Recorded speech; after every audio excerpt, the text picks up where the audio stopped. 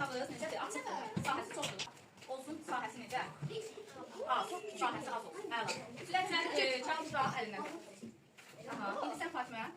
Nə qədər hava ilə olan təması böyükdürsə, o qədər gec düşəsi deyirəm. Nə qədər kiçikdirsə, o qədər düşəsi. Aha. Hava ilə təmas edən böyük kağız sahəsi var da burada. Onun müqaviməti, demək ki, o kağıza görə nədir? Daha çoxdur. Müqavimət çoxdursa, deməli, ilişəcək, havada bir sürtünmə qüvvəsi yaranacaq, ona görə gec düşəcək elə. Amma havada sürtünmə qüvvəsi müqavimət kiçik bir sahədə az olduğu üçün daha tez düşəcək elə. Bayaq soruşduğumuz o paraşüt misalı oldu. Dedi ki, eliş eləyəndə paraşütün nə anlamı var? Niyə paraşüt orada neyləmiş olur? Paraşüt hava ilə təmas edəni artırmış olur. Hava ilə təmas artıranda da təyyarə birdən-birə möhkəm yox, necə düşür?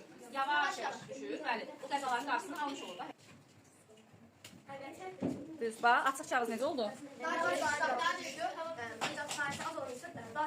Bəli, çünki müqavimət qüvvəsi hansında çoxdur? Açıq kağızda, sahəsi çox olan kağızda, çox yer tutan kağızda. Bəli. Hansı daha tez düşdü? Açıq, yox, açıq. O nədir? Çünki açıqdır da, sahəsi böyükdür.